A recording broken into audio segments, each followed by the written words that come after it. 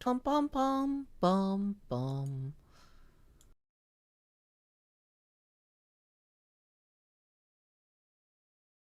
Folks say to be the very best, you gotta travel across the land. But I'm happy here at pretty good, just out walking with my friends.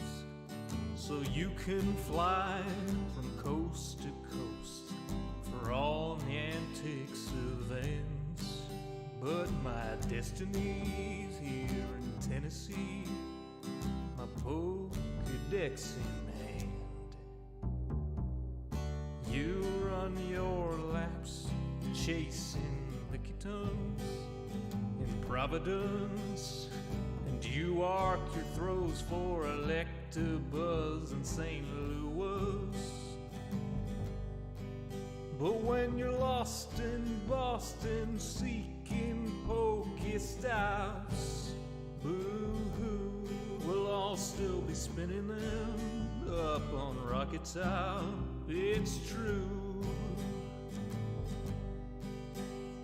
Well, you can race to catch 'em all and fall flat on your face. We'll hatch our Togepi's here in Tennessee at our own predestined pace.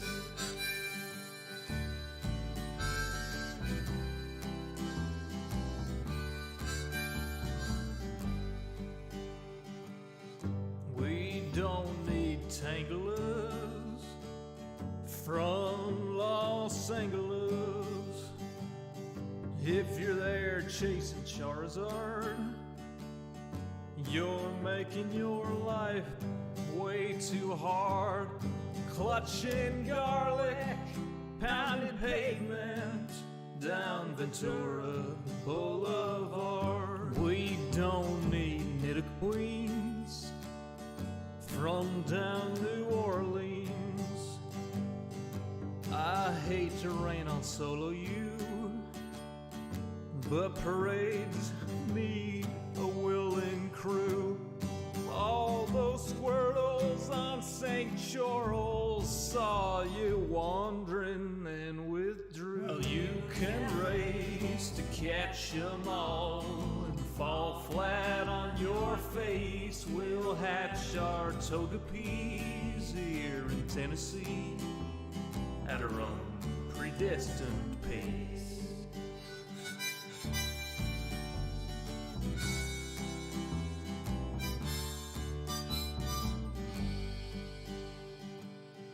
We don't need Lapras from Minneapolis or Polipers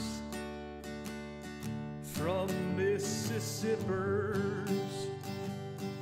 There's enough Weedles on Monteagle. We could evolve a swarm of Beedrill. There's enough Snubbull down to Shovel. We could team Sled with Grumble. We don't need Oregon from out in Oregon or any Pikachus from up in Massachusetts. Sorry, Professor Oklahoma, we'll raid gyms in Tullahoma. Sorry, Pokecoin Palooka, we'll hatch on hikes in Chattanooga. Well, you can race to catch 'em all and fall flat on your face. We'll hatch our Togepi's here in Tennessee at our own predestined pace. Well, you can race to catch 'em all and fall flat on your face. We'll hatch our Togepi's here in Tennessee at our own predestined pace.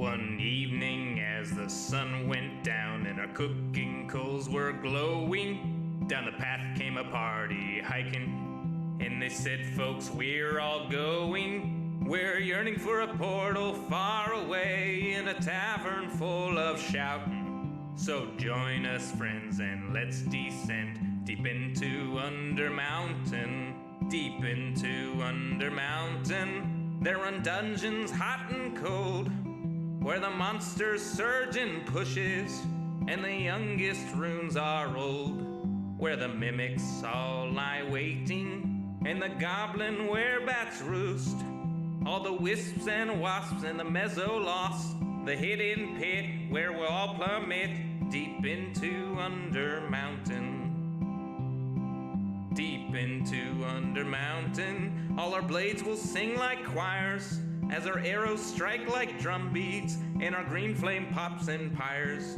Our barbarian will stomp a brood as the rogues dance shadow play.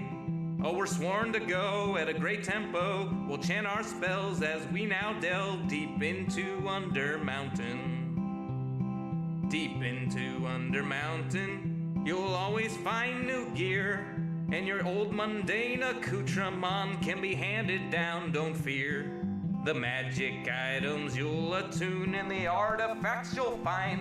There's armor with gems and weird potions and a propeller hat that lets you ascend deep into Undermountain. Deep into Undermountain, the mad wizard stood gates so folks can open portals. He left clues to activate. He has a thing for puzzles and he likes to throw his voice. We're going to delve to where he dwells, to the lowest tower, to seek his power deep into Undermountain.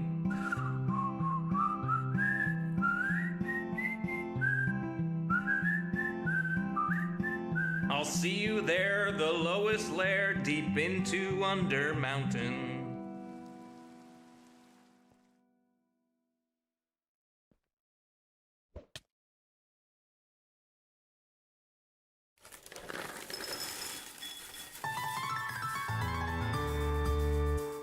The summer is past, but your days keep growing longer. There's no wind in your sails, but the storm's blowing stronger. Walking hard, standing tall, keeping your head up through it all.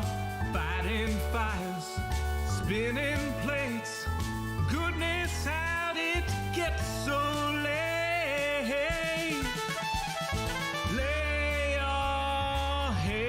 Down and dream. Lay your head down and dream. Lay your head down and dream. Lay your head down and dream. Just let your mind flow downstream. Sprawl out in a moonbeam. Lay your head down and dream. Joe Hills is filmed before a live streaming audience. That's us. Howdy, y'all. Joe Hills here, recording as I always do in Nashville, Tennessee. And tonight, y'all are my live streaming audience. Welcome, everyone, to another night of poetry writing. For Cubfan 135, the greatest canyon maker alive that I have yet to see. So, anyway, we're here outside of Cub's creeper thing because we are going to be working on a few poems. I realized as I was trying to write the Philip Larkin poem today that I had some of my poetry writing is very like I put a lot of input in. I absorb a lot of things. I look at stuff and I think about it and I turn it over in my mind and I kind of see what turns of phrase catch my fancy, let's say. And I started writing one poem. So I think that what we're going to do now, we've got time. We're going to go type up the poem that I wrote earlier beneath here. We're going to record while we do it. And with the idea being that Dang it. Let's switch to first person so we don't screw this up. And we're going to start recording because we're going close to the creeper. And let's turn our view distance way down. It seems like I'm having trouble around here. Because we're probably near a bunch of crazy stuff, right? Yeah, now there's my view distance back. Okay. So. Gonna break that. Then we're gonna look up with the book in hand.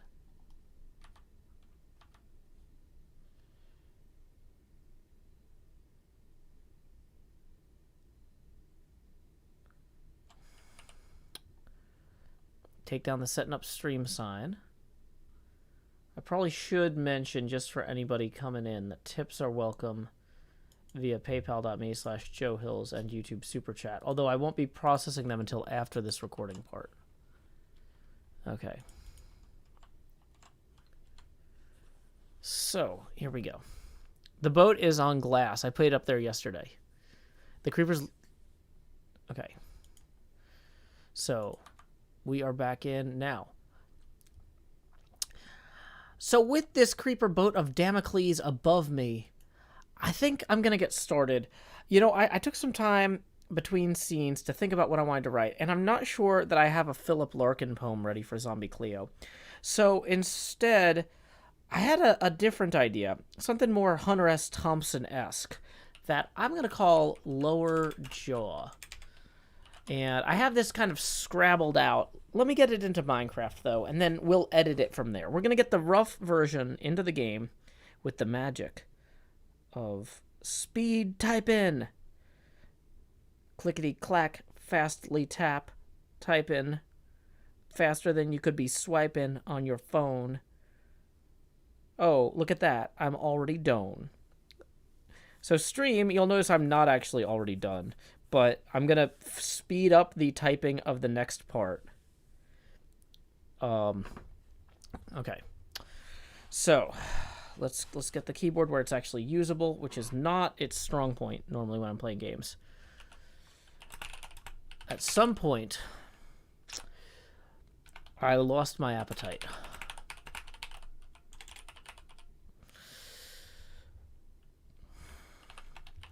I still eat. I have to. Wait, why is this not? I still eat. I have to. We all have to. I eat food or order it made, and it's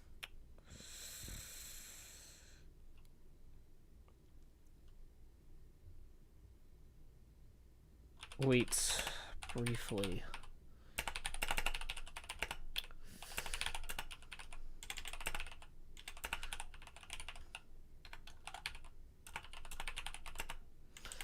But it's never a meal.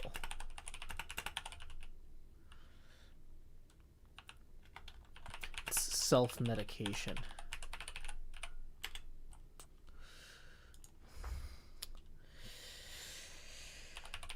Treating the symptoms. Dizziness. Poor coordination.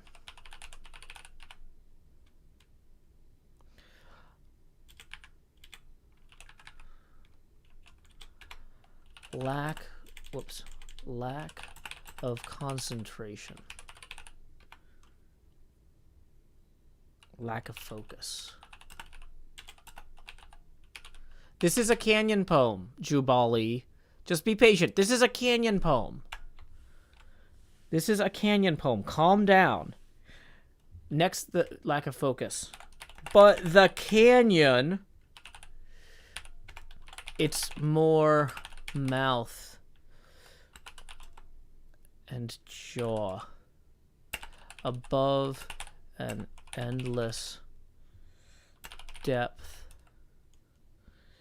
above an endless stone belly.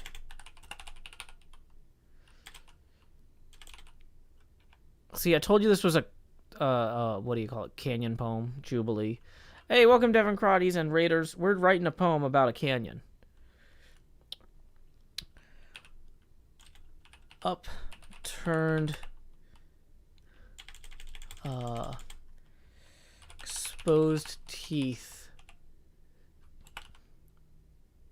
all bared toward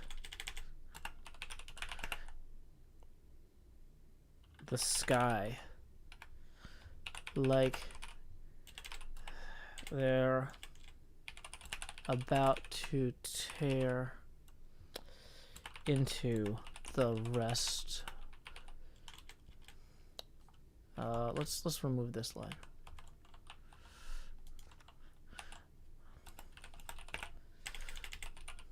Of the galaxy. Soft waiting underbelly.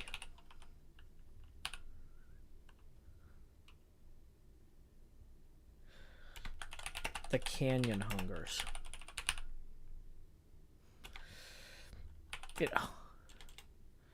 It told me it hungers for caves. I saw the signs. It yearns to feel emptiness. Beyond hunger. It demands caves. Deeper than its animalistic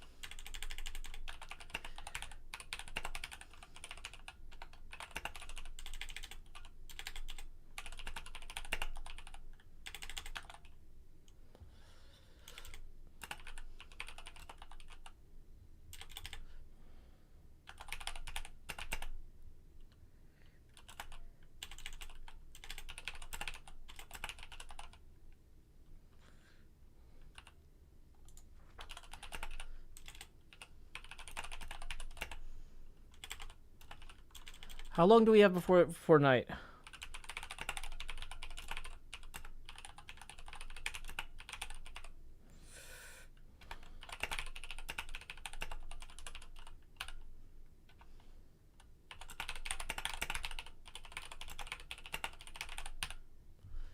Done.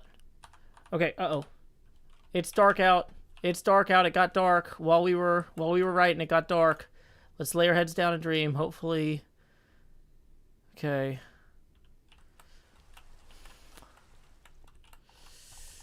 So we're gonna teleport on top of this here. Actually, let's go on top of that one. Yeah.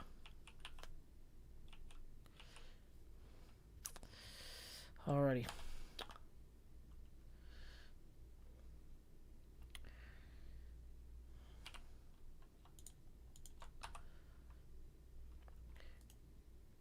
So having written our first poem underneath our Creepers of Damocles, let's go ahead and give it a quick read. This one maybe won't be what I give to Cleo. It's in the style of Hunter S. Thompson, and I call it Lower Jaw. At some point, I lost my appetite. I still eat. I have to. We all have to.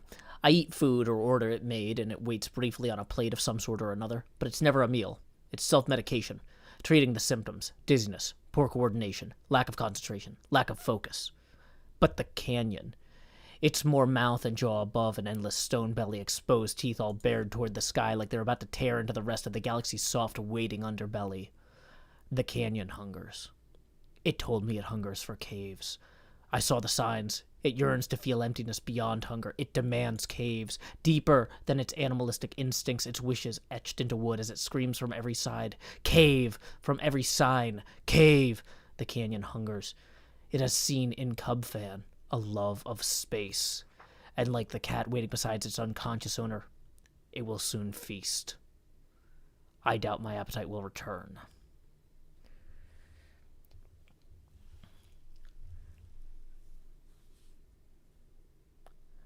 So okay, so that's poem number 1.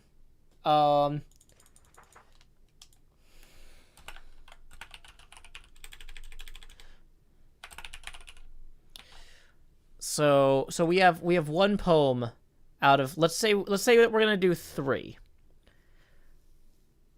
Yeah, Cubfan stared into the void, and the void stared back, and the canyon hungers. Zebulon says, that's amazing you just did that live. You're a great writer. Well, no, Zebulon, I actually wrote that. I dictated that. Well, I took my daughter to the park earlier today, and I was on this swing. Like, she was on one swing, I was on the swing next to her, and I had this idea of the canyon hungering and the list of symptoms that a human would have if they don't eat, and combining it. And so I literally just dictated this into my phone with no line breaks, like so I did write it on the spot. I didn't write it on the spot right now though. I retyped it from my phone into here. Gordon says it's one heck of a thought to have a swing with your daughter. Well, you know, the mind wanders. Like, now, the thing is, though, too, we were, like, on the swings for, like, 20 minutes. So, like, we talked about plenty of stuff.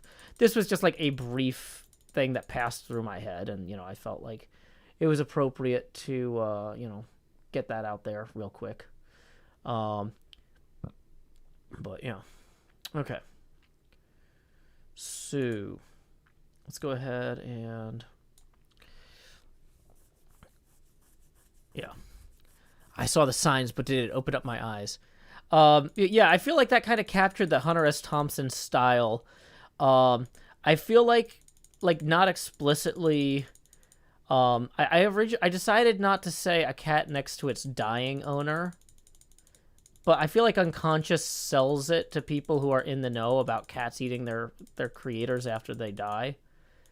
But I think the canyon will eat Cub. I think it will be his grave. It aspires to eat the heavens, but, you know, I think that'll work. Okay, so, for... Vajurist says, I like to imagine mid-conversation you just dropped everything and dictated that deeply pensive poem. Well, it actually looked very silly because I was still swinging, but, like, I had, like, reached into my jeans and pulled out my phone and opened the notes app, like, while I'm holding the chain. You can't see me. I turned off the camera. Okay.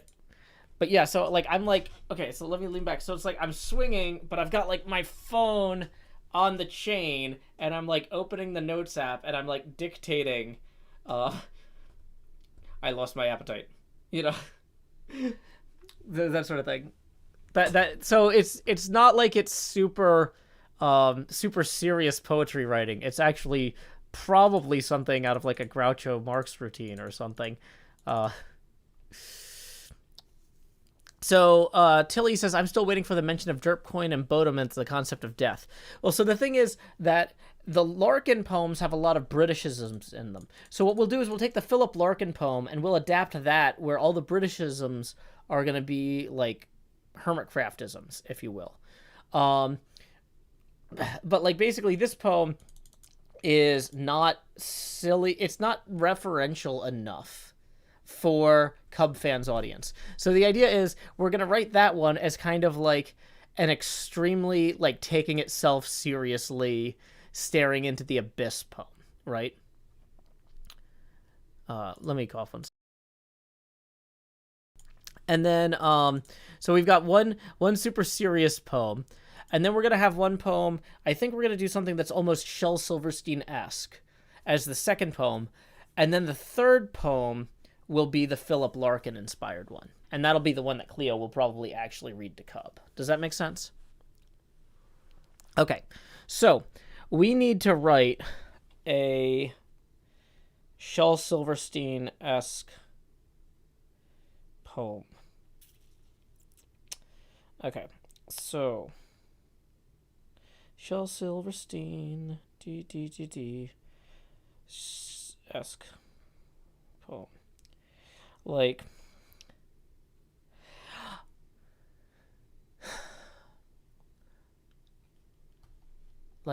my auntie said don't fall down the canyon, but fall down the canyon she did. And uncle said don't fall down the canyon. And yet that's where his body is hid. Grandma said don't fall down the canyon. No, like let's see. So yeah, let's just. It would be good to read some Shel Silverstein, just as a warm up. But I think most of my Shel Silverstein stuff is all down, in the other room at the bottom of the shelf. Which I didn't think in advance that I should pull those books. So let me see. Let's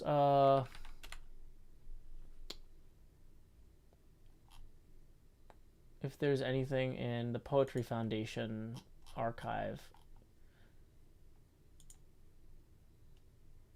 When I Am Gone by Shel Silverstein. When I am gone, what will you do? Who will write and draw for you? Someone smarter? Someone new? Someone better? Maybe you. Hey, Hani Hassan, I am not going to disagree with your politics, but you can't yell in all caps here. And that's also broadly off topic. We're trying to write a thing. So, yeah. Save it.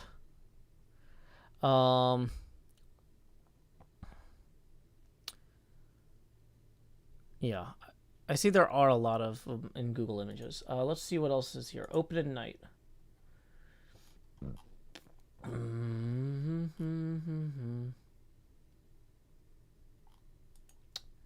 Yeah, okay. Dirty face. Where did you get such a dirty face, my darling dirty-faced child? I got it from crawling along in the dirt and biting 2 buttons off Jeremy's shirt. I got it from chewing the roots of a rose and digging for clams in the yard with my nose. I got it from peeking into a dark cave and painting myself like a Navajo brave. I got it from playing with coal in a bin and signing my name in cement with my chin. I got it from rolling around on the rug and giving the horrible dog a big hug. I got it from finding a lost silver mine and eating sweet blackberries right off the vine. I got it from ice cream and wrestling and tears and from having more fun than you've had in years. Okay. So that's a pretty good one. But yeah. Yeah.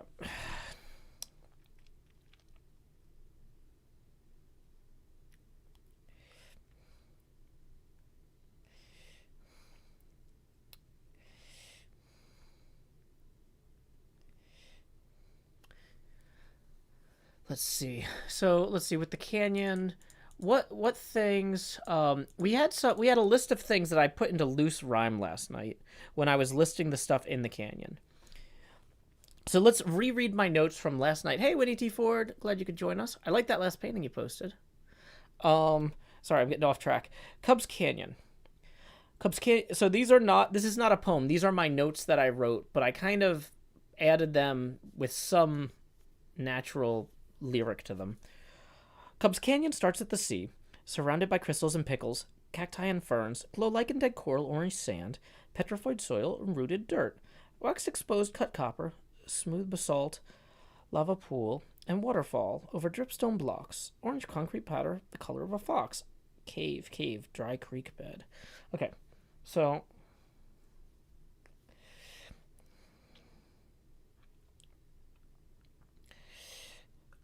let's go with Cubs Canyon starts at the sea.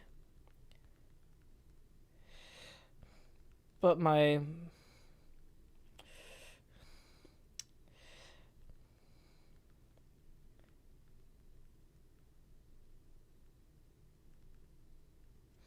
Cubs Canyon starts at the sea, But my friend warns that's where I will end. If I fly...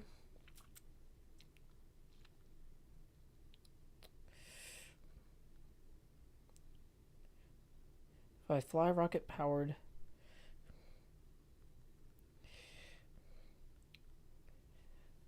If I fly rocket-powered while texting... Not rocket-powdered.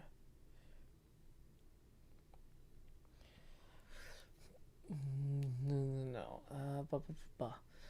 Oh, it's getting dark. Y'all gotta tell me when it's getting dark. This is... See? Writing while texting is dangerous, treacherous. Okay. Now, in fairness, several of you did try to tell me it was getting dark, and that was on me entirely. Whoops.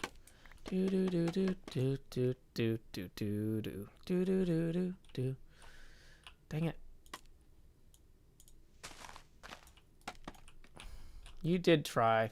I'm blaming you anyway because I'm dumb. But okay. I know this is a different tree, but if I can get this yeah, there we go.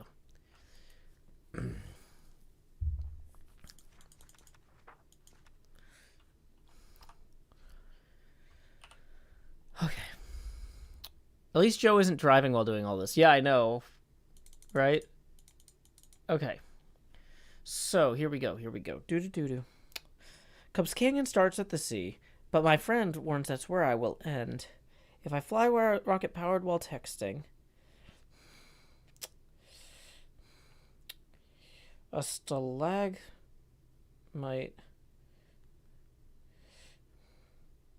A stalagmite...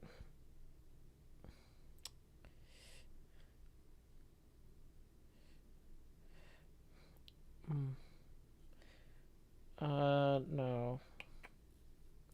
Cubs Canyon starts at the sea, but my friend warns that's where I... No. But my pal warns that's where I will... Cubs Canyon starts at the sea, but my pal warns that's where I will end. Warns it's... Cubs Canyon starts at the sea, but my pal warns it's where I will end. If I'm... a little bit careless.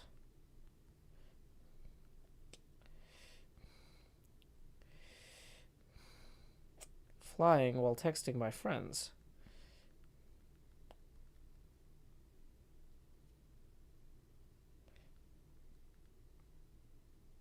I feel like this needs to be like a mother's concern. Or a father's. Cubs Canyon starts at the sea, but my dad warns it's where I will end. If I am a little bit careless, flying while texting my friends.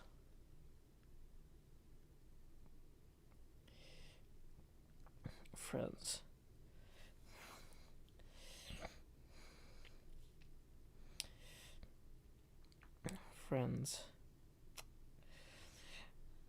The creek bed will shatter my will shatter my shin bones. The creek bed will shatter my shin bones. The dripstone will cut through my lungs.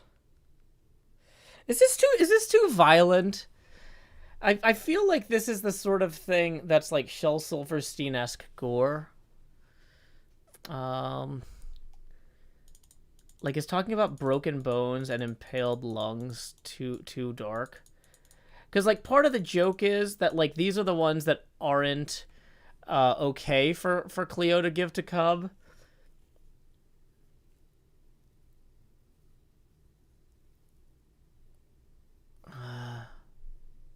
Yeah, like, some of the poems are about getting cannibalized. Like, Cleo will love the gore. Oh, yeah, that's true. It's for a Cleo episode. Yeah, and I mean, the thing is, though, we were threatened with a brutal explosion here. HermitCraft is not necessarily kid-friendly. It's family-friendly. So, yeah.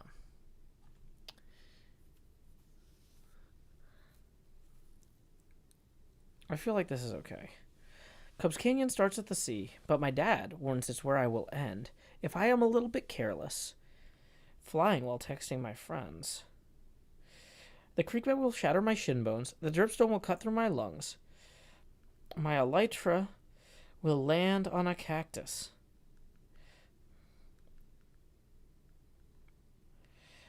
And I haven't even begun.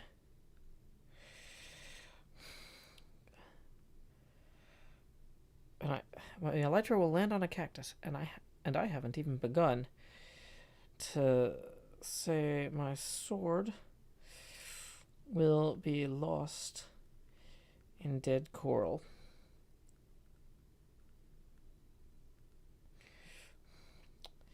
And my shovel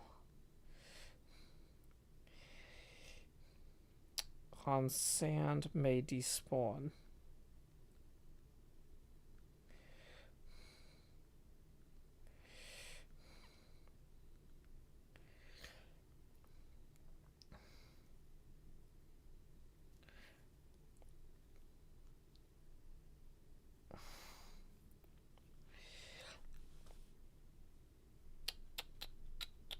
Say my sword will be lost in dead coral, and my shovel on sand may despawn. And when I return for my helmet,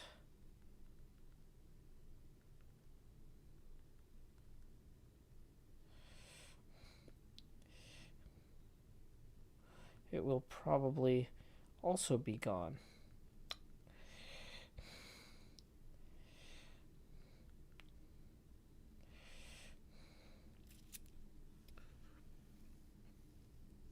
Is this the IOU poem? This is one of them. Is there an ice cave too? Ice Cave of Death?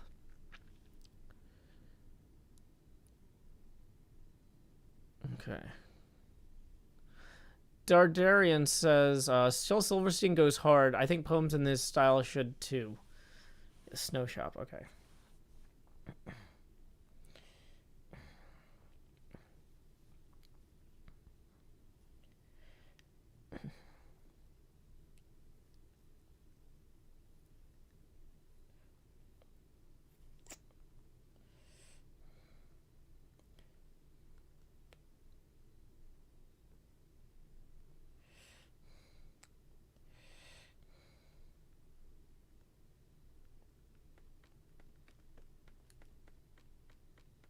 Wait.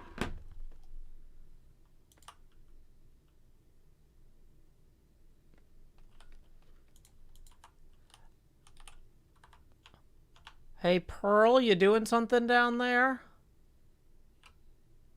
What you up to, Pearl? Pearl, can you hear me?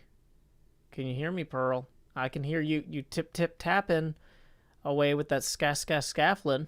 Scaffolding. Can you hear me? Okay, she's gone. Bye, Pearl.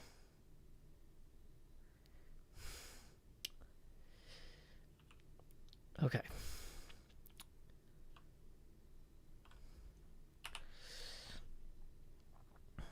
Stop recording. Yeah, my chat's on. She just couldn't hear me. Okay. So, did you put something down there?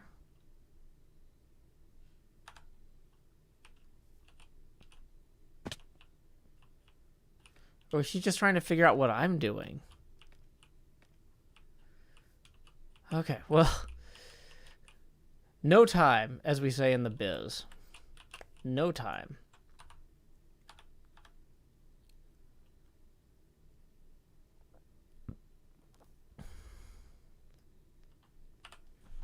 Okay.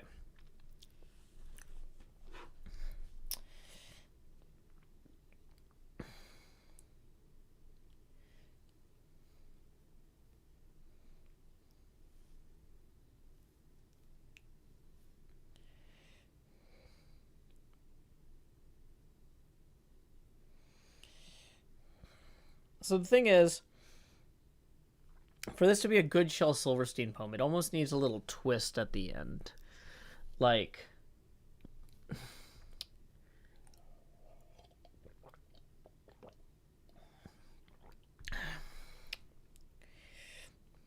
but that's not all, gentle listener.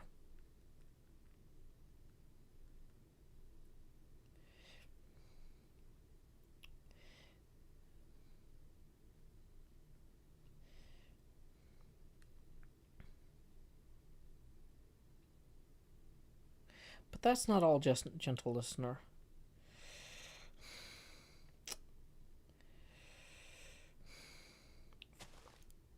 Okay. Pearl, what are you doing? Wait, Pearl, did you blow that up?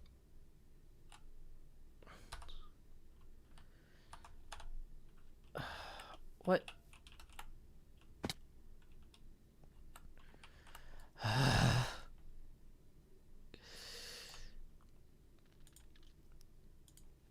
Okay, I don't know what Pearl was trying to do there, but did she put an end crystal there? We're gonna have to... Let's mark that for replay mod later.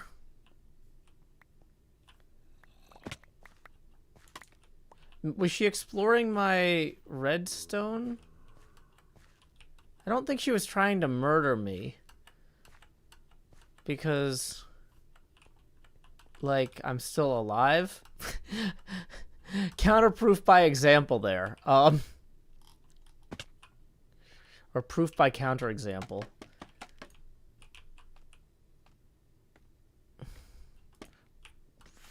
That's a charged creeper, but what is it charged with? Electrons, silly. Okay.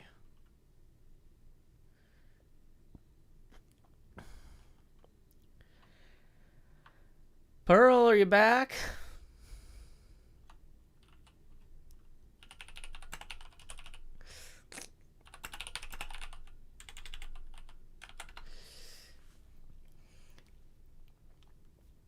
Okay.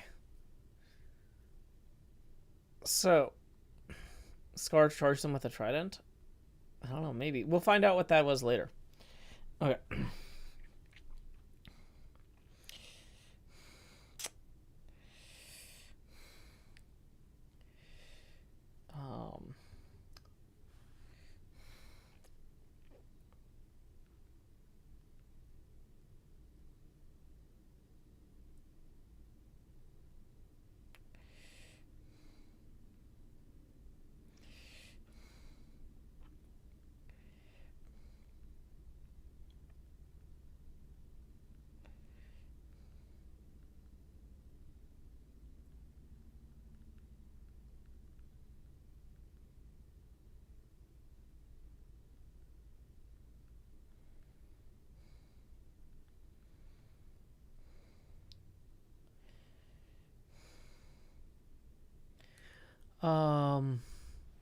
Okay, we need to go to Rhyme Zone real quick.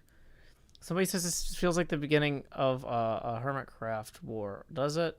Does it? Because it feels like writing in a coffee shop is what it feels like. Pearl is just like the random person making a lot of noise on a date. Boom night. What is boom night? Oh, the opposite of a slow night.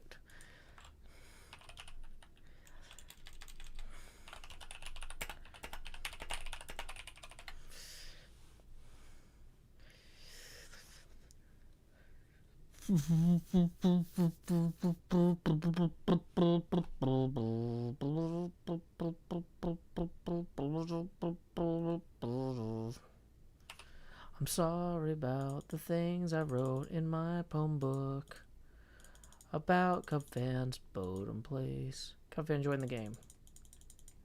Oh yeah, howdy Cub.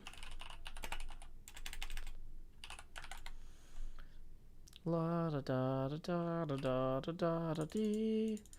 Please tell me why. Cub fan isn't talking. Oh yeah, yes, he says, "Hey Joe." Hey Cub. Okay, type a word. Okay, so we need things that rhyme with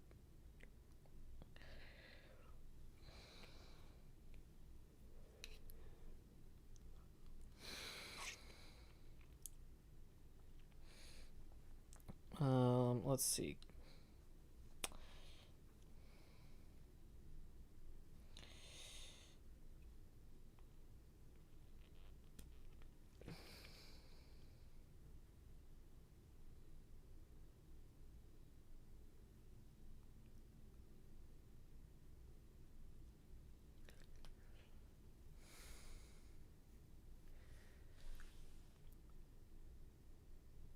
I put them in the boat Jubilee. That's how I did it, with pistons.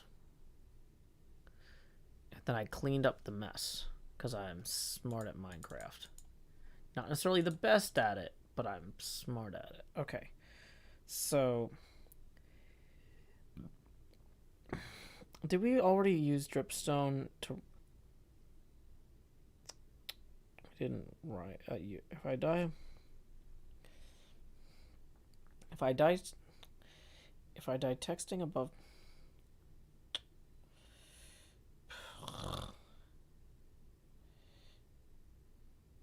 Whoops.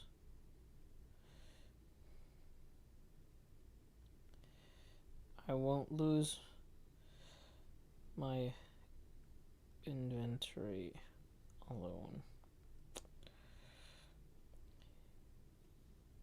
If I die texting over Cubs Canyon, I won't lose my inventory alone.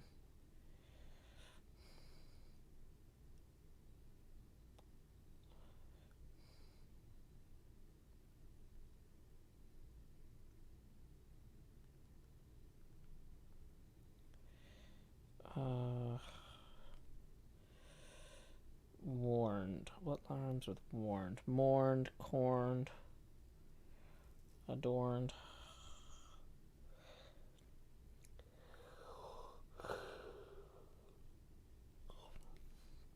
If I die texting over Cubs Canyon, I won't lose my inventory alone.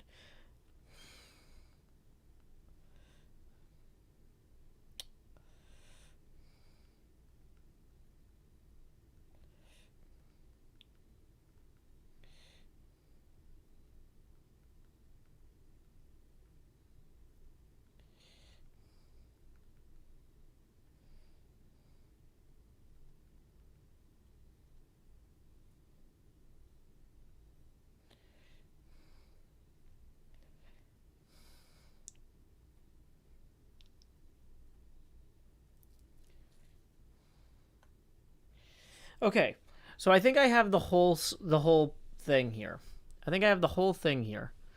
So, Cubs Canyon starts at the sea, but my dad warns it's where I will end. If I am a little bit careless, flying while texting my friends, the creek bed will shatter my shin bones, the dripstone will cut through my lungs, my elytra will land on a cactus, and I haven't even begun to say my sword will be lost in dead coral, and my shovel on sand made to spawn. And when I return for my derp coin, it will probably also be gone. But that's not all, gentle listener. Oh, wait.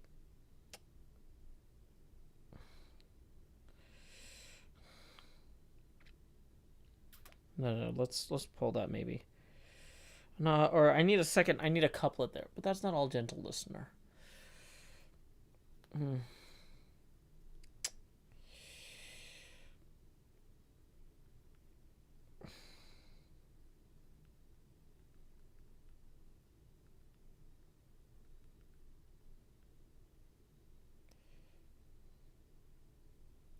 But that's not all, gentle listener. My father's warning made clear. If I die texting over Cubs Canyon, I won't... There's my blocks and my... I won't just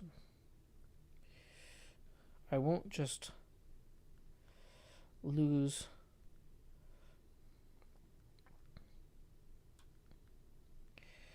gear.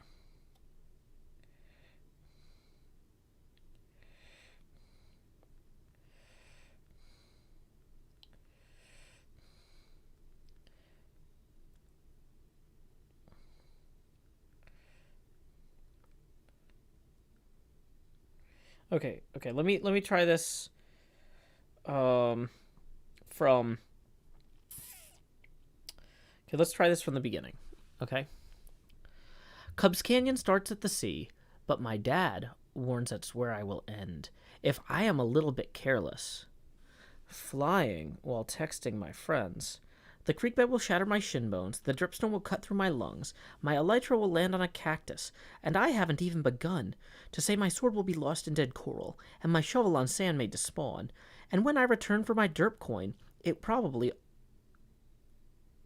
will also be gone. But that's not all, gentle listener. My father's warning made clear. If I die texting over Cubs Canyon, I won't just lose blocks and gear. There's more to life than armor, and tools and blocks alone. My dad says if I'm dead in Cubs Canyon, he's taking my phone.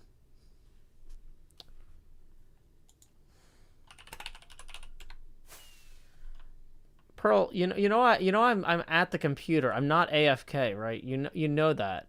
You know I'm here. Are you there, Pearl? It's me, Joe.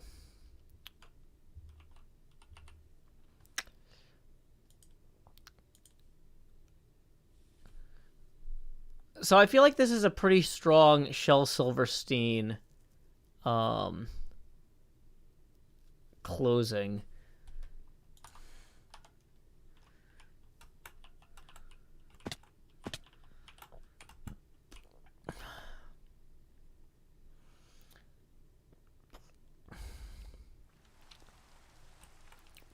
I think I'm gonna have to revise the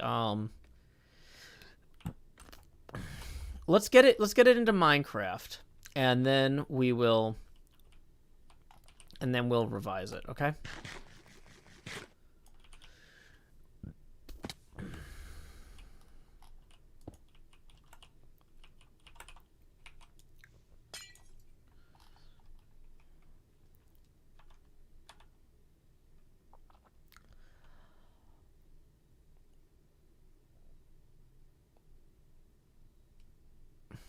Well, folks, for my second attempt at writing a poem that Cleo won't hate, I've got it in a little bit more. I'm not recording. And I didn't turn the camera off. I just stood on the thing and assumed. HermitCraft, Season 8, Episode 13, Segment Hotel, Take 1, and action. We are back below our boat, and I have prepared a second poem for Zombie Cleo to consider. This one's a little bit more Shel Silverstein inspired. So we're going to turn to page 6 here. And I call this... I'm going to soft cut this. I need a name for this. No.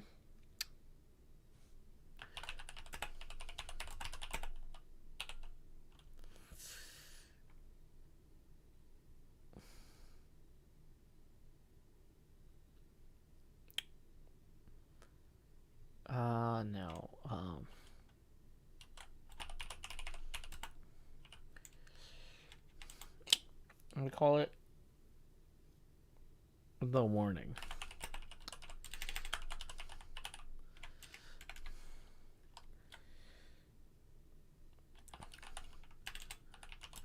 Cubs Canyon starts at the sea, but my dad says it's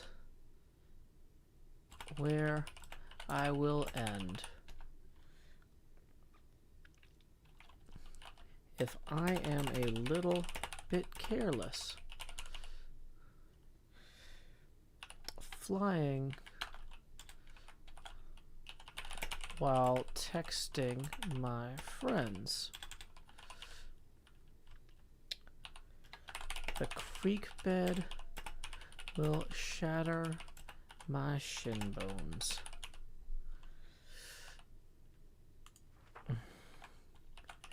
The dripstone will cut through. The dripstone will spike through my lungs. Let's say spike.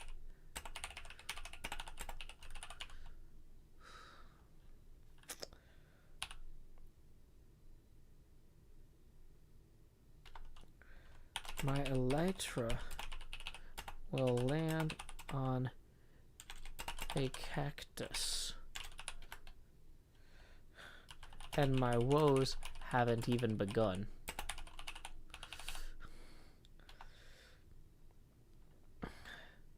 My sword will be lost in dead coral.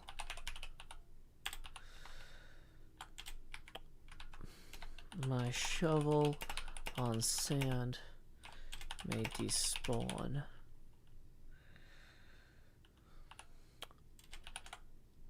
And when I return for my derp coin,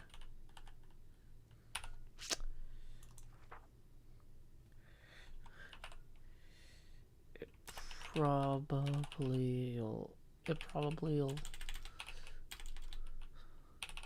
also be gone.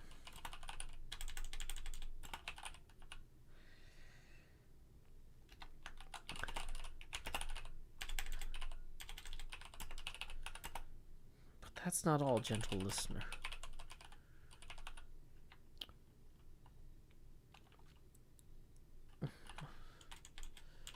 My father's warning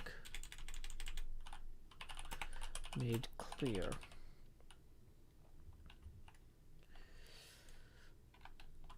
If I die texting over Cubs Canyon,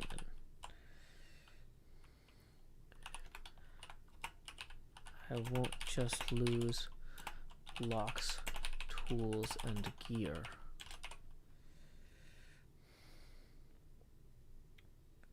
I won't just lose blocks.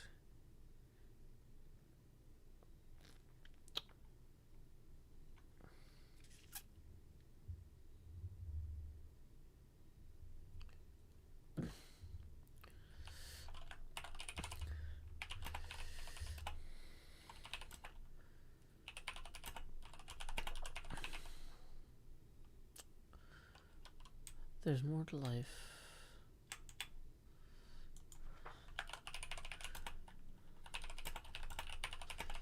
There's more to life than diamonds.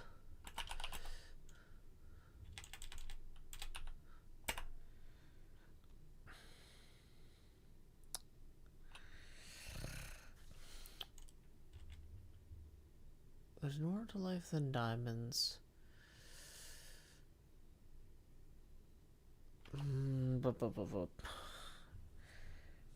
I'm picks and enchantments alone.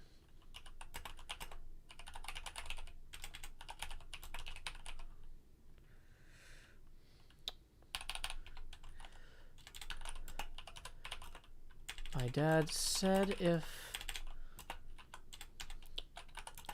dead in Cubs Canyon.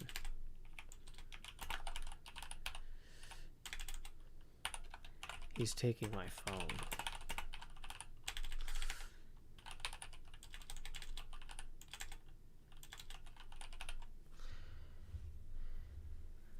Okay.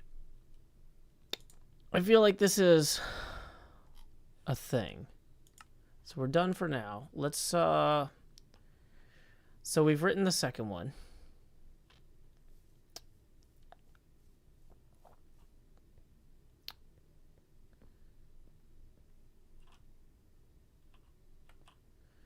So Spike's a little bit more punch of a verb, which fits a bit better than Pierce. Yeah, I didn't want to use Pierce. Pierce and lungs are overdone. I just don't feel like that's really what we want to do.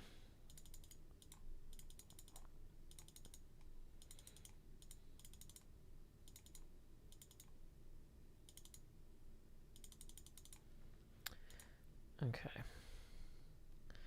So let's think. Oh, I haven't been checking tips. Sorry. Okay, well, that's fine, because I also forgot to hit stop recording and turn the camera back on. Woo! Hello! It's me again, your friend, Joe Hills. Welcome, MKG518. I'm going to go ahead and mention once again that tips are welcome via paypal.me/JoeHills and YouTube Super Chat. Okay, so we've got 2 poems so far. And we're going to do a review pass on both poems. We're going to read both poems in a row. And then we're going to start working on the Philip Larkin poem, which will be the quote-unquote real poem that we're actually expecting Cleo. to read to Cub. Does that sound good? I know some of y'all have been sitting here listening to me working on these, but for anybody who just came in, like MKG, you might be like, wait, what's the poem? Hey, welcome, Sammy. Have a good night. Okay. So, let me make sure. Yeah, I turned the camera off so that I could, short message service is the title I was going to suggest. I don't know. Maybe multimedia message service. I don't know. Okay. So, let's go ahead and how are we for daylight? Once the sun goes down, then we'll go ahead and read all the poems. We'll read the poems we've done so far.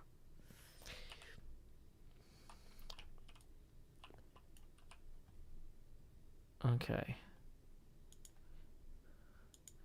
If I have never seen your name before and you ask to be a mod, that's not going to be a timeout. That's a ban. That like demonstrates you don't comprehend what it takes to be in a community like this. Giving you 5-minute timeout isn't going to solve that.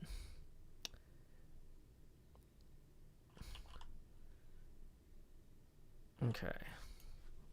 Welcome, NJ. Hey, thank you again for dealing with all the logistical stuff, getting me to that Among Us thing this morning. That was really fun. Appreciate your involvement. Okay. So let's go to bed. Let's go to bed. I wanna go to sleep. Let's go to bed. Let's go to bed. Dee dee dee dee dee dee dee. And Jay says, my absolute pleasure. It was a blast. I'm glad.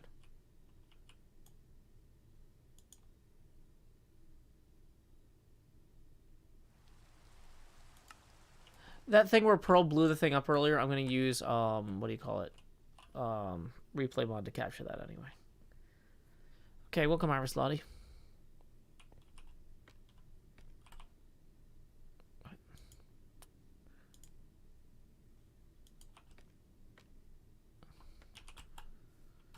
Okay. Carrie Watcher, you never need to apologize for not coming to the streams. These are just a chance to hang out for folks who, want to hang out. This is not something you schedule your day around. This is something that if your day happens to have a gap in it, I'm happy to, help you mind that gap. Okay. So. Oh, boy.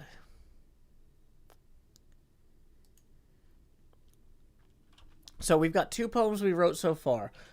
The first was in the style of Hunter S. Thompson. The second in the style... Thank you to Anonymous for tipping 5. That's going to put us 15 away from the next face camera expansion. Appreciate it.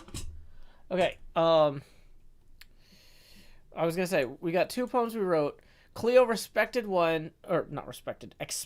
She requested one in the style of Philip Larkin, who's completely unfamiliar to me. So it's really hard for me to write a good poem in his style. So just to make sure that one, even if that one is terrible, we're going to demonstrate that I don't suck when I'm good at something that I'm already familiar with these other 2 poems.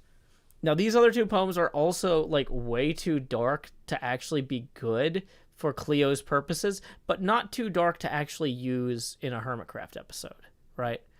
So here we go. This first poem, like I said, this one's called Lower Jaw, and it's kind of inspired by Hunter S. Thompson. At some point, I lost my appetite. I still eat. I have to. We all have to. I eat food or order it made, and it waits briefly on a plate of some sort or another, but it's never a meal. It's self-medication, treating the symptoms, dizziness, poor coordination, lack of concentration, lack of focus. But the canyon, it's more mouth and jaw, above an endless stone belly, exposed teeth all bared toward the sky like they're about to tear into the rest of the galaxy's soft waiting underbelly. The canyon hungers.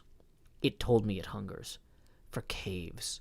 I saw the signs. It yearns to feel emptiness beyond hunger. It demands caves, deeper than its animalistic instinct.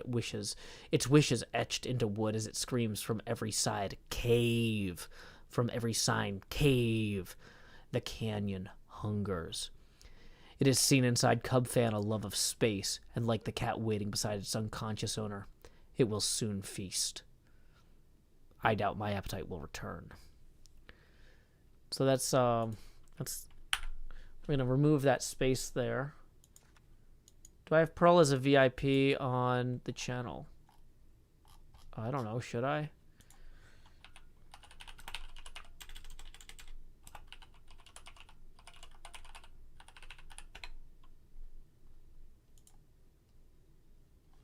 I added her, but I don't think she's here.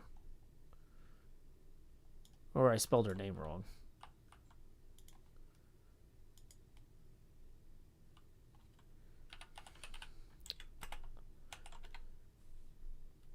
Okay. So, the second one is more of a Shel Silverstein style. We call this one The Warning. Cubs Canyon starts at the sea, but my dad says it's where I will end. If I am a little bit careless, flying while texting my friends. The creek bed will shatter my shin bones, the dripstone will spike through my lungs, my elytra will land on a cactus, and my woes haven't even begun. My sword will be lost in dead coral, my shovel on sand made to spawn, and when I return for my derp coin, I think, well, let's change this. I will find all its value is gone. But that's not all, gentle listener. My father's warning made clear. If I die texting over Cubs Canyon, I won't just lose blocks, tools, and gear. There's more to life.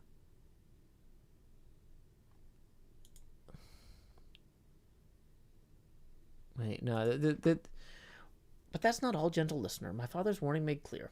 If I die texting over Cubs Canyon, I won't just lose blocks, tools, and gear.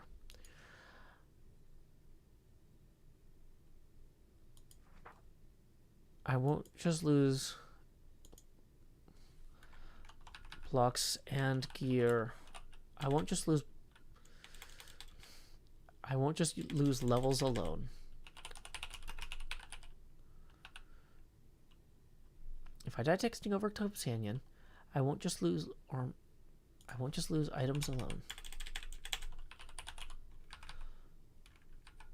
just lose items alone. My dad said if I'm dead in Cubs Canyon, he's taking my phone.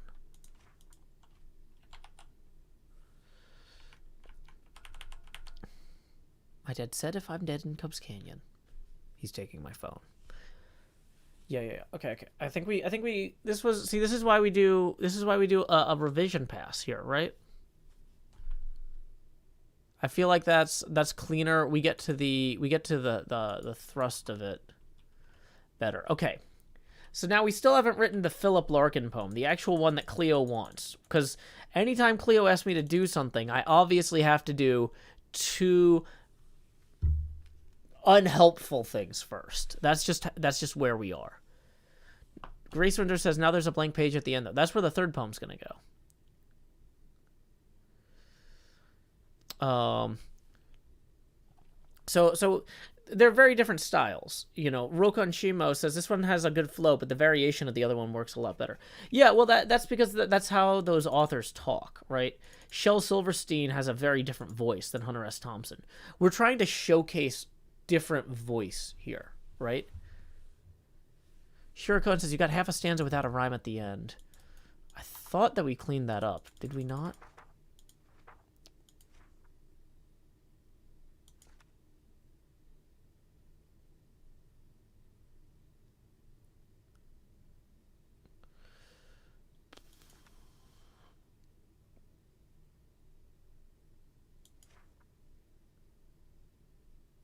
Wait. Oh no, it didn't save my changes. Oh no, I must have clicked escape rather than done. Now I can't remember all the changes. Dang it. Yeah, Larkin is not PG.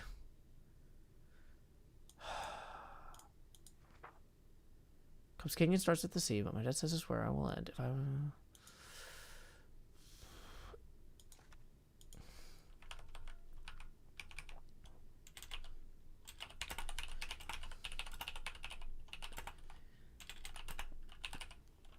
That's not all, gentle listener. My father's warning made clear. If I die text in the Overcups Canyon, I won't just lose items alone.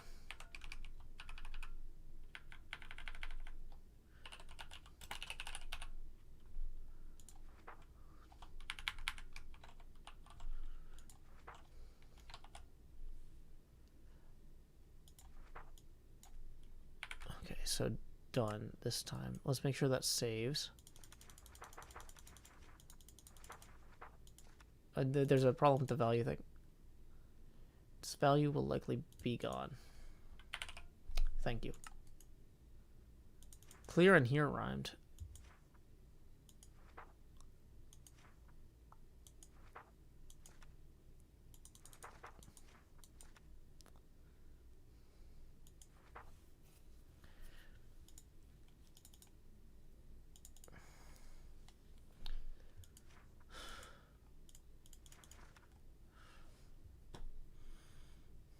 Actually, hold on.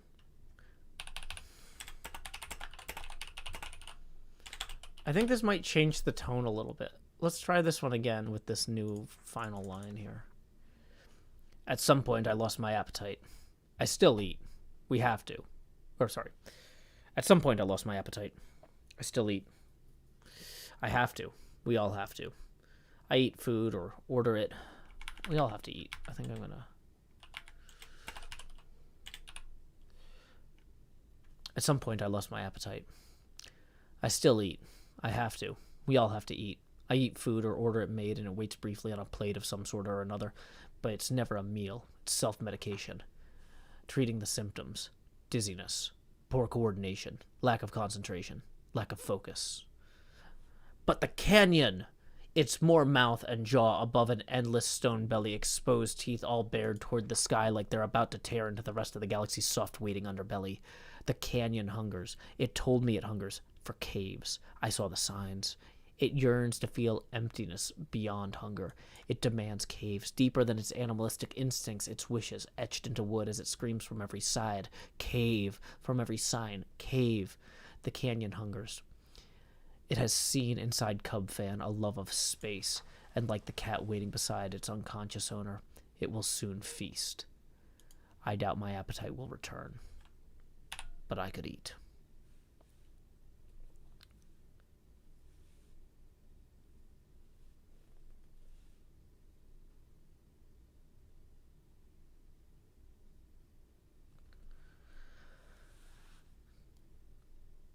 Okay. Yeah, we're going to hit done this time. Okay, so that was a quick revision pass on those first two poems. Okay. So now we got to actually write the Philip Larkin poem. And this is the one that we actually got to take seriously. Redrick says, I almost feel like that one could do without the last sentence. Yeah, I think in some ways, as a standalone thing, it's better, but it like as a standalone poem, I don't think it needs the last sentence at all. But I feel like as an homage to Hunter S. Thompson, he likes to he tends to bring things back around in some way, very meandering. But the implication there is also that, like the cat, I too am waiting for Cub's demise so that I can feast on what remains. Not because I'm hungry, but because I could. Right? You see that? And the I here is the speaker, which in this case is very Hunter S. Thompson-esque, not me.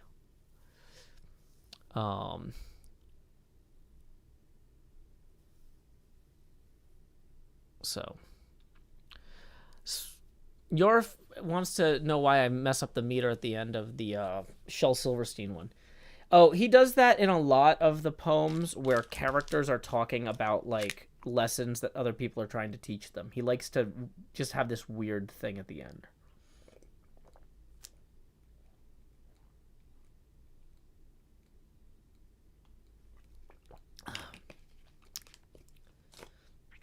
Okay. So, like I said, some of these choices are being made stylistically because I'm trying to capture the spirit. I'm practicing capturing the spirit of writers that I'm more familiar with before jumping into into a speaker that I'm less familiar with, which is Philip Larkin.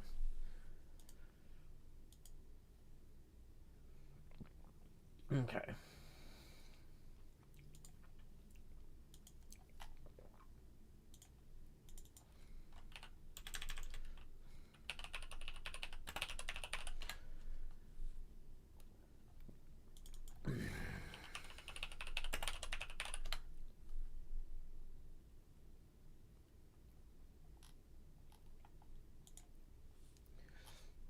From Coventry, England.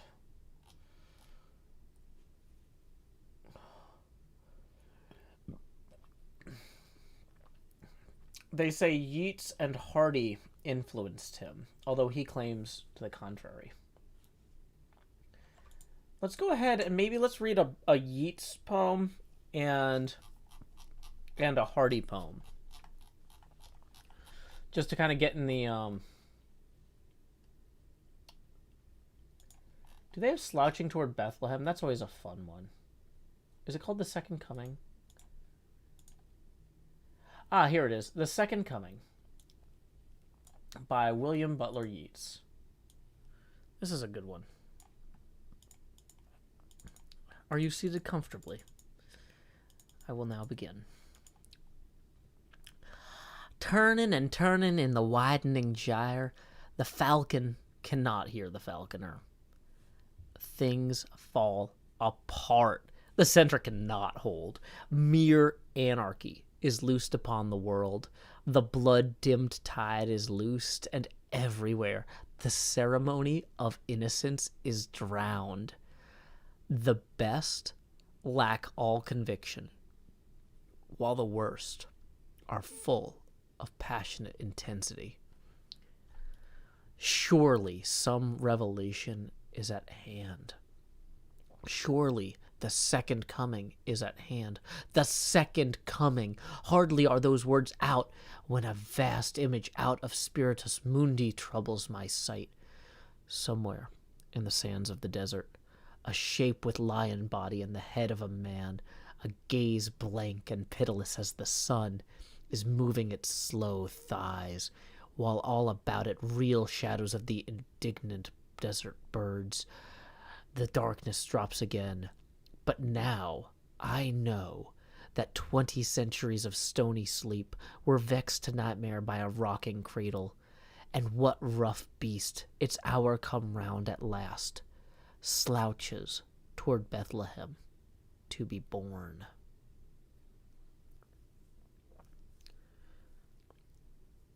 Yeah, that's my favorite Yeats poem.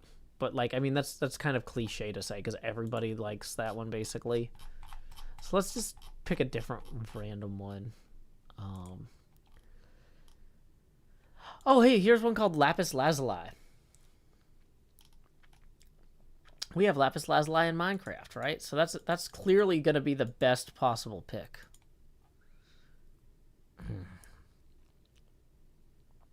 Okay. Oh, dang it, I had Top Chat on. Sorry, YouTube. Also, I should mention that we are 15 away from the next face camera expansion, and tips are welcome via paypal.me/JoeHills and YouTube Super Chat. Okay. I have heard the hysterical... No, right, this is not a good one. Wow, this is a really kind of a long one.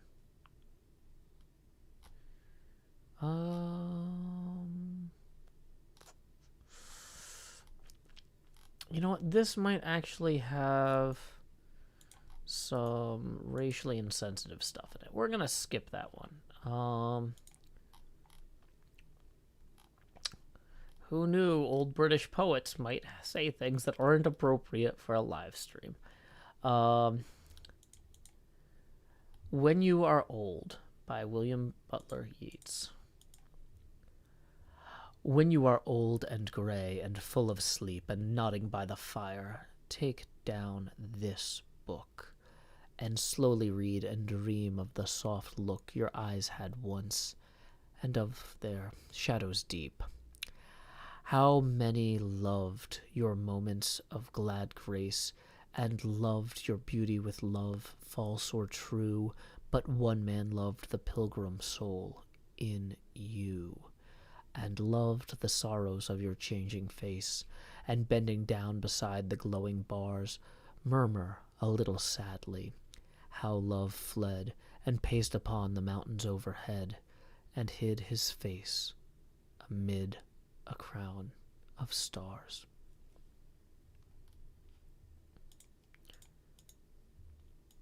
So I think that's basically just up. That's just up, right? Yeah, that one was up. Thanks, Pixar. You ruined this poem for me. Spoiler alert. Pfft. Okay. Let's see what else we got here.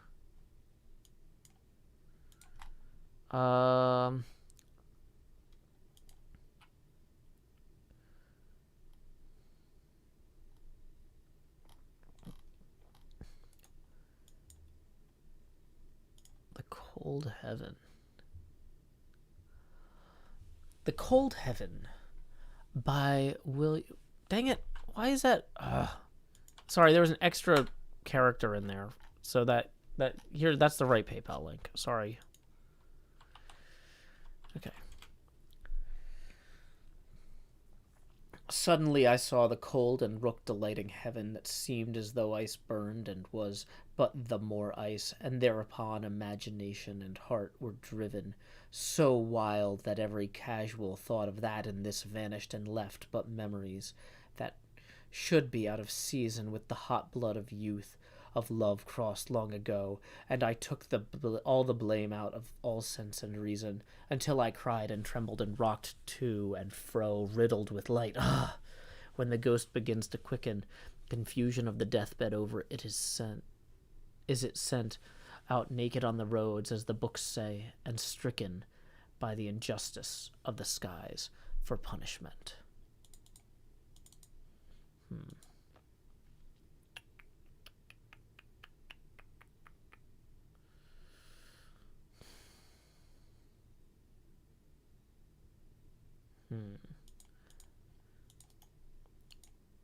Okay, so let's go ahead and jump over next to Thomas Hardy, who was another inspiration, supposedly, for Philip Larkin. Thomas Hardy was born in 1840 and died in 1928, which is right around when Larkin was born. So they were not contemporaries. Wait, no, they were partially. Well, I don't think they palled around much.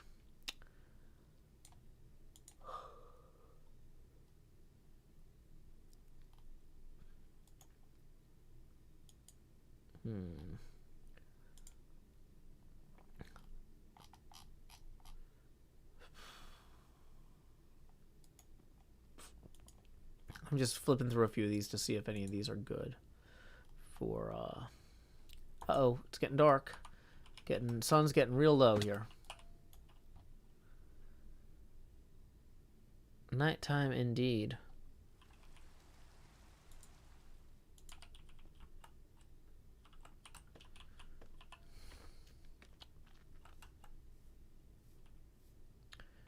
Okay.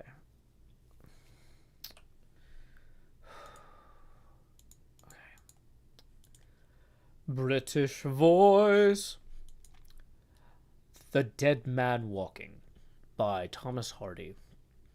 They hail me as one living, but they don't know that I have died of late years, untombed although.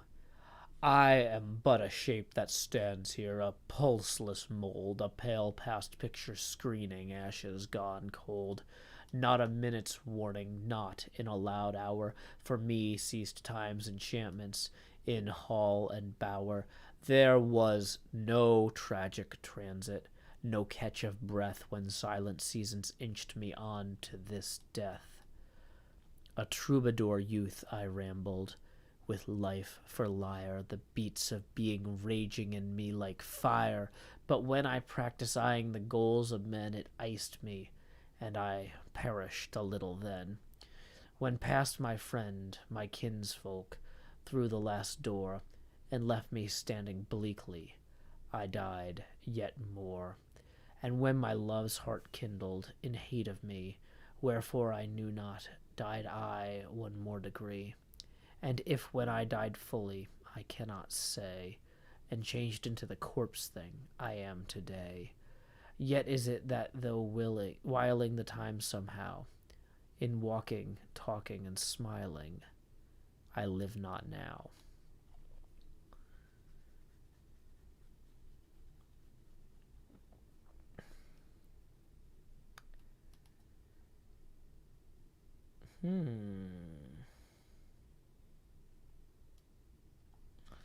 So, yeah, basically, his lover left him and his best friend died, and so now he feels he's dead inside. This is about trauma, arguably.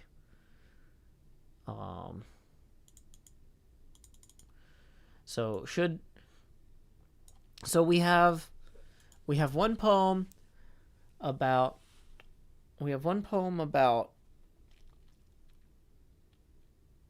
the caves, yet unfinished, and their aspirations. We have one poem about the aspirations of the canyon.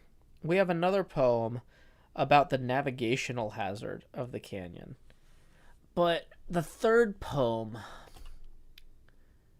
needs to be about something else. We're not just going to write a third poem that's about one of the first two topics. But so that leaves to some degree. So the canyon's ambition is not the same as the canyon's majesty, right? The aspirational growth of the canyon is not the respirational puncture of the second poem either. So the beauty of the canyon, the majesty of the canyon, yet remains as an unpoemed topic.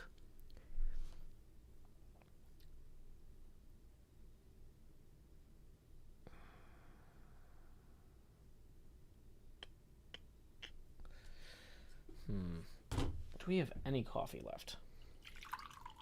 Hey, we do. Good news. Good news, every coffee. I forgot, since I'm using a smaller mug, there's more left in the French press at the end. Perfect temperature, too. Okay. Is the canyon a home? Does he live in the canyon? Maybe we need to go explore the ice cave and the other things in the canyons that y'all are talking about. Maybe there's something I missed. We have a great deal of notes about the canyon. Let's review our Philip Larkin notes from yesterday. He had that great couplet, never such innocence, never before or since. Never such innocence, never before or since. That's a really good, like, you could use that in a rap. The repeated first word before a rhyming phrase is a great highly localized currency in calendary. Crowns and sovereigns, August bank holidays.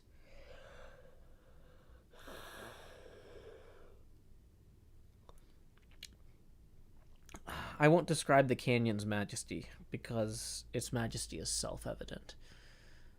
It's unavoidable.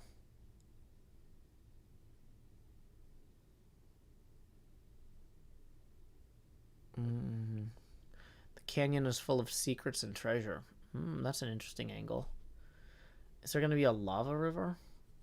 It's a dry bed. Grayson Door. Yeah, we actually visited the canyon several times.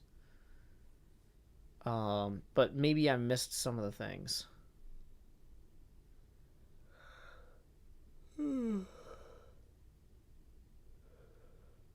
Oh boy, sorry. It's been a busy day. Outside a lot, which is good. And I guess I did stream Among Us for 3 hours. That was fun.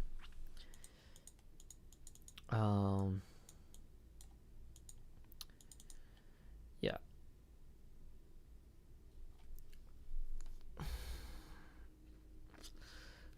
The only bed is in Cub's storage. There's the ice cave and dripstone stores and the furnace near the dripstone machines. Cub mentioned plans for a lava river. The nether room has a lava room. There is a lava pond or a lava pool or a lava lake we saw yesterday. Okay.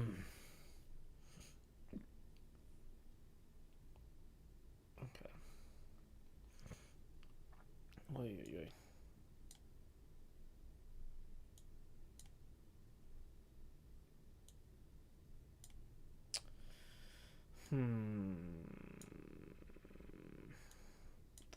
Thinking. Thoughts.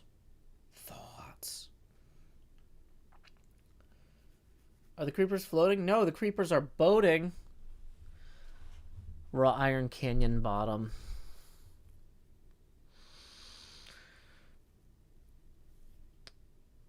The raw ferocity of the iron. Yeah. The raw ferocity of the iron is... So, here we go. Philip Larkin poem.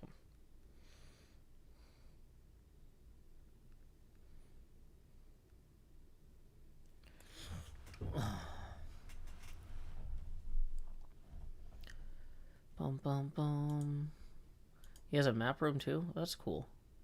Beautiful corals. Yay. Okay. Corals, you say? Oh, hey, coral. Teleportation stations in the canyon now. Ooh, fancy.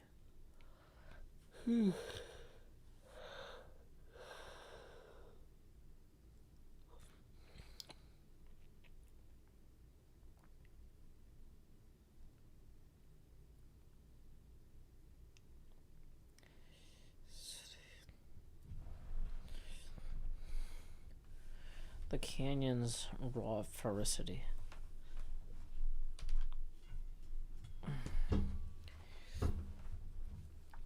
Okay, let's... We read a few Yeats. We read a few... Wait, how many, Thomas Hardy did we read? Should I read another Thomas Hardy? Fragment. Ooh, that sounds short. Fragment by Thomas Hardy. At last I entered a long, dark gallery. Catacomb limed and ranged at the side were the bodies of men from far and wide who, motion past, were nevertheless not dead. The sense of waiting here strikes strong. Everyone's waiting, it seems to me. What are you waiting for so long? What is to happen? I said. Oh, we are waiting for one called God, said they. Though by some the will or force or laws, and vaguely by some the ultimate cause, waiting for him to see us before we are clay.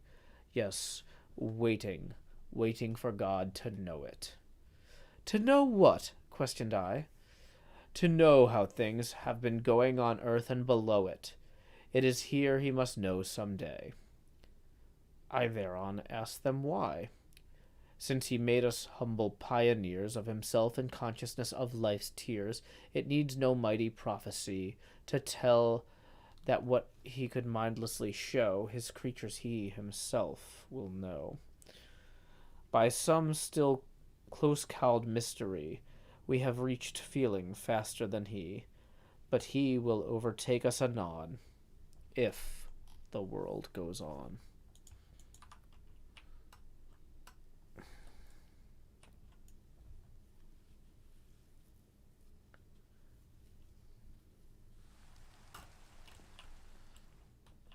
Explosion Mayhem, I don't know you. This is not the right place to reach out for stuff like that.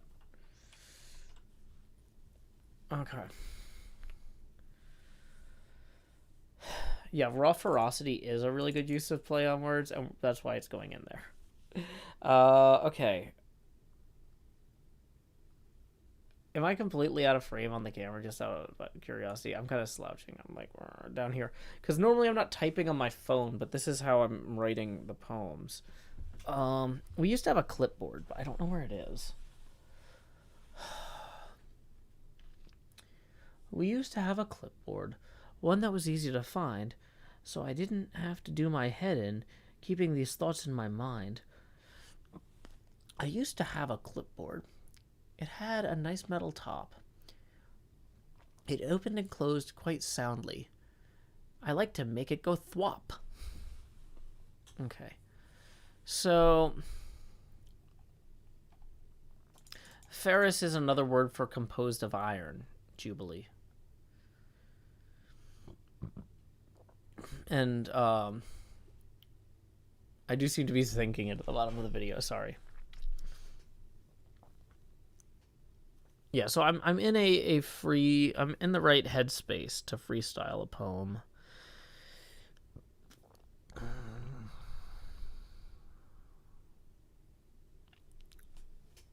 Let's keep absorbing things. Let's keep absorbing things.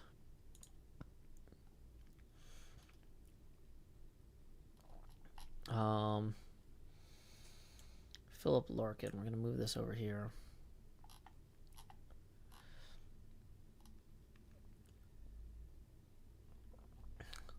If Larkin's style was traditional, the subject matter of his poetry was derived exclusively from modern life.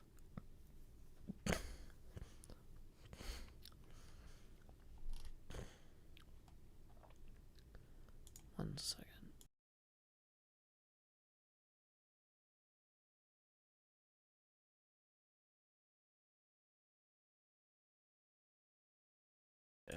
Okay, here we go.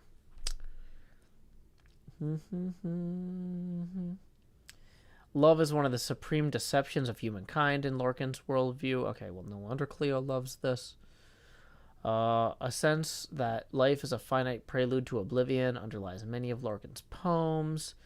It's poetry of disappointment, of the destruction of romantic illusions, of man's defeat by time and his own inadequacies, as well as a study of how hopes, dreams, and ideals are relentlessly diminished by the realities of life.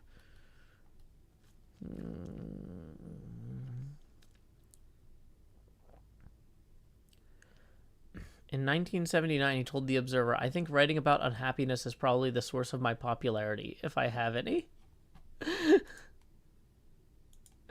Deprivation for me is what daffodils were for Wordsworth. Okay.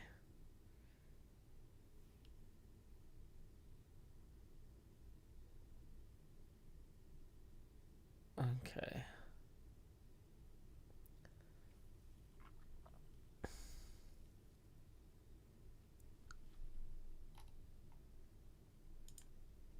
Oh, yeah, I'll ban the bot. Sorry.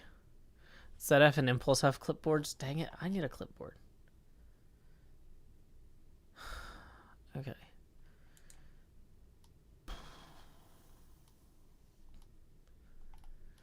Critics can find moments of affirmation in Larkin's poetry, notwithstanding its pessimistic and cynical bent. Brown John admits that Larkin's work takes a bleak view of human existence. At the same time, however, they contain the recurrent reflection that others, particularly the young, might still find happiness in expectation. From the beginning, Larkin's work has manifested a certain coolness and a lack of self-esteem, a need to withdraw from experience, but at the same time it has continued to show his desire for a purely secular type of romance. Larkin is trying to assert his humanity, not deny it. The greatest virtue in Larkin's poetry is not so much his suppression of large poetic gestures as his ability to recover an honest sense of joy and beauty. The New York Times once quoted Larkin as having said that a poem represents the mastering, even just for a moment, of the pessimism and the melancholy, and enables you the poet, and you the reader, to go on.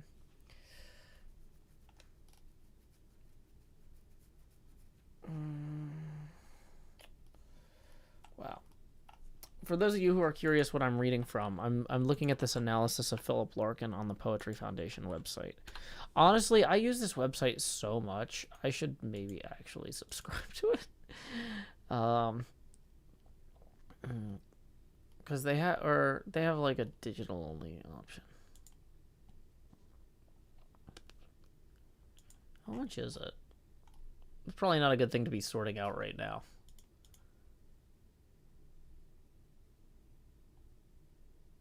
$29 for 1 year.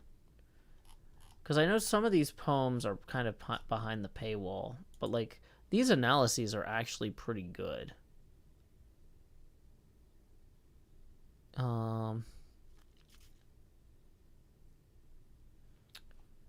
Or like, and maybe they're not good if you're like an academic poet at the PhD or MFA level, but for what I'm doing, this is good. Dedicated to reaching out for his readers, the poet was a staunch opponent of modernism in all artistic media. Larkin felt that such cerebral experimentation ultimately created a barrier between an artist and the audience and provided unnecessary thematic complications. Larkin's demand for fidelity to experience is supported by his insistence that poetry should both communicate and give pleasure to the reader. It would be a mistake to dismiss this attitude as a form of simple literary conservatism. Larkin is not so much expressing an anti-intellectualism as attacking a particular form of artistic snobbery. In Philip Larkin, Martin commented that the poet saw the need for poetry to move toward the paying customer. Therefore, his writings concretize many of the questions which have perplexed man almost since his beginning, but which in modern times have become the province principally of academicians. Academicians is a very British way to say academics. His faith in the common reader to recognize and respond to traditional philosophical concerns when stripped of undue abstractions. Pearl, you there? I heard a click. I heard a click, Pearl. Pearl, you down here clicking around? Did you shear something? Did you shear a single leaf? Was that a shear click? Was that a clipper click? Pearl. Pearl. I can tell you haven't flown for 10 whole minutes, so you're probably here. Oh, good. There's raiders out that way. Great. Okay. Well, hopefully they won't come this way.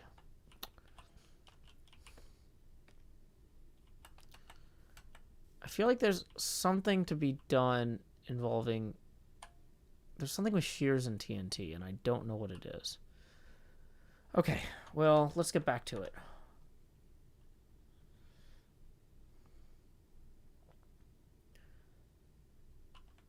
Composition. Okay.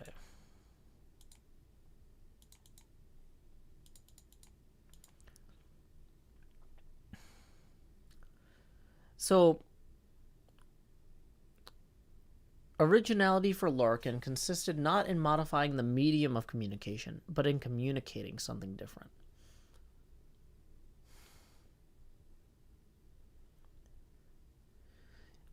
So he's using a style that was familiar to people who read Yeats and Hardy.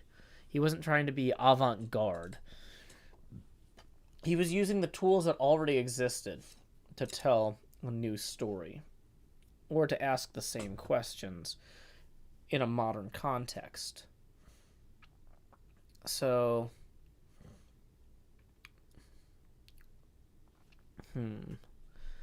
she's making tree bombs?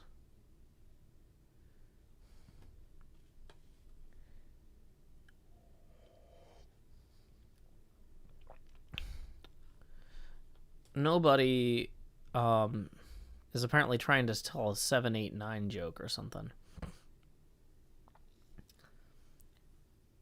A present day context, but not a modernist context, is what we're getting to here. Okay. Much that is admirable in the best of Larkin's work is felt in collected poems. Firmness and delicacy of cadence, a definite geography, a mutually fortifying congruence between what the language means to say and what it musically embodies, asserted Seamus Heaney in The Observer. The collection contains Larkin's 6 previous volumes of poetry, as well as 83 of his unpublished poems gleaned from his notebooks and homemade booklets. The earliest poems, which reflect the style and social concerns of W.H. Auden, date from his school days and the latest close to his death. Writing in the Chicago Tribune books, Alan Shapiro pointed out, it's getting dark. That's not what Alan Shapiro said. That's just something I noticed because I'm an astute observer of time.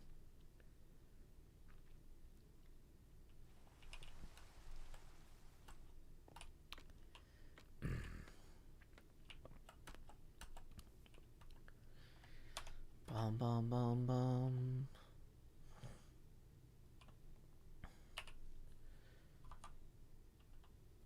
Okay.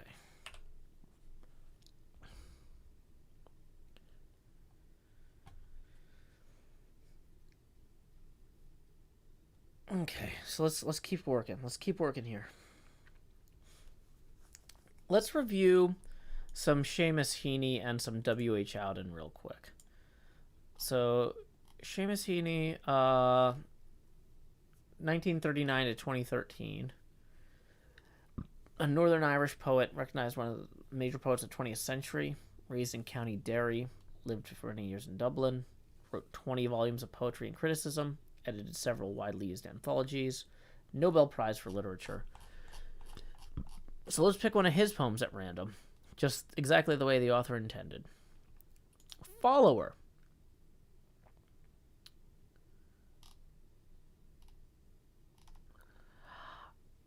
My father worked with a horse plow.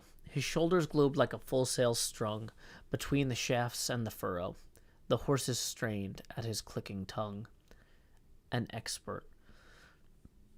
He would set the wing to fit the bright steel-pointed sock. The sod rolled over without breaking, and the head rig with a single pluck. Of reins, the sweating team turned round and back the land. His eye narrowed and angled at the ground, mapping the furrow exactly. I stumbled in his hobnailed wake, fell sometimes on the polished sod. Sometimes he rode me on his back, dipping and rising to his plod.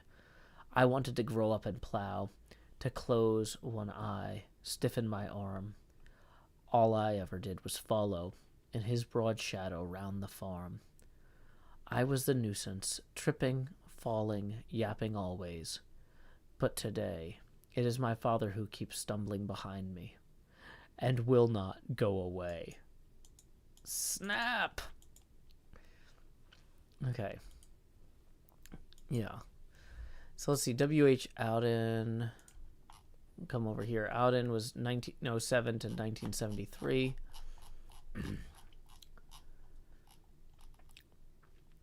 He has several poems that are just called poems. Oh, these are all... Is this behind the paywall?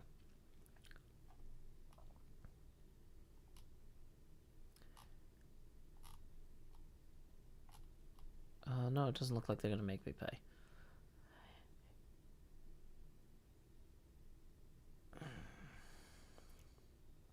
He watched with all his organs of concern how princes walk, what wives and children say, reopened old graves in his heart to learn what laws the dead had died to disobey, and came reluctantly to his conclusion, all the armchair philosophers are false. To love another adds to the confusion. The song of pity is the devil's waltz, and bowed to fate and was successful, so that soon he was the king of all the creatures. Yet, shaking in an autumn nightmare saw, approaching down an empty corridor, a figure with his own distorted features, that wept and grew enormous, and cried woe.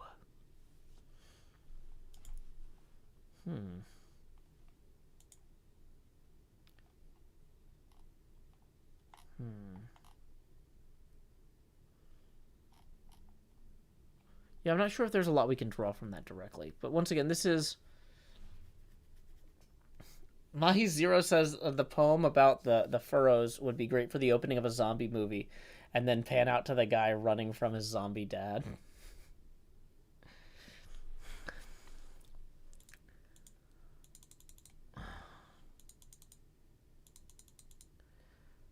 Yeah. Okay, so... Thinking about this. I think we're gonna go back. We're gonna go back to Larkin.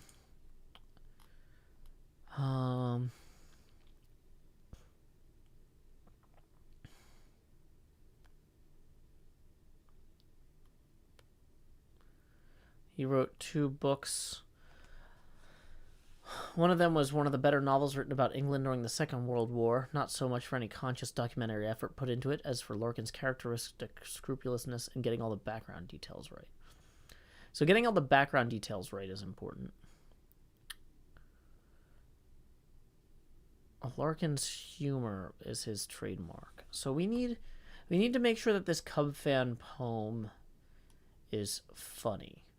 If it's not funny, it didn't work.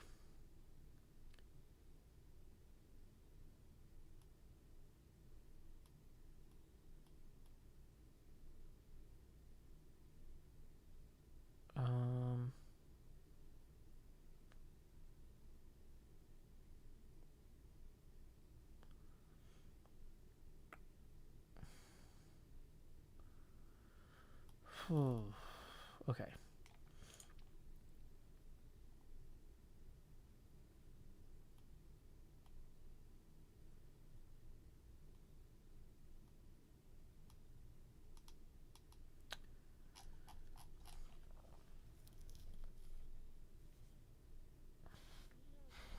Evening, Wolfpack. Opening to Zombieland 3. Yeah, I mean, that would work. It's very Zombieland. Okay.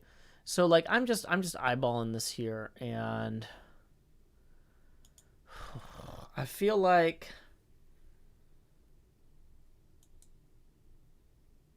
I'm kind of hitting my saturation point. We got 2 poems written. One of them I wrote this afternoon, and we revised now, which was the other one. And then, like, so it kind of feels like to do a good job with this Larkin thing, maybe we need to stew on this another day. Because I feel like I'm at the point where I can't necessarily absorb anything else. Which doesn't mean that, like, I shouldn't absorb anything else. I feel like the Shel Silverstein poem and the Hunter S. Thompson poem were good kind of practice runs. But Jubel says, what sense is Larkin's humor? That's kind of part of it, is I don't think I've read enough yet to really capture it. And it is getting a little late. Oh, boy. Let's go ahead.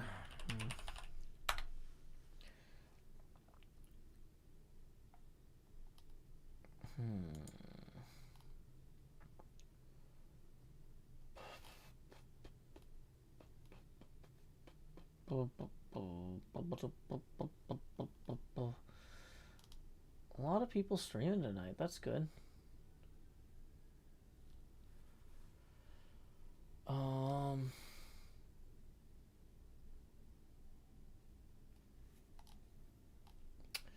Yeah, I think I'm gonna need to take it some time to really just kind of get my brain around this. Okay, so why don't we go ahead and let's get a raid going on. Coat Duck says, Joe, I really appreciate your active understanding of your own boundaries and feelings and being able to calmly understand and communicate with them. Yeah, part of that is that I've got digestive issues that deeply impact my cognition. And so I have to really pay attention to my own ability to focus and figure out what is, or so, like, at this point in the evening, even though I'm not necessarily ready for bed, I'm kind of too tired to make good decisions about thinking things. So it's like, okay, now I'll just go do all my chores and, you know, do the laundry, do the dishes, all that stuff. So it looks like they are playing Alien, and one of them is in some sort of animal suit. Interesting. So the channel's called Wild Dog Arcade, but I've never seen anybody dressed up as a dog before. So, That sure is something. So anyway, when you get there, go ahead and say howdy, y'all. Joe Hills right here. And until next time, y'all, this is Joe Hills from Nashville, Tennessee. Keep adventuring. Do do do do.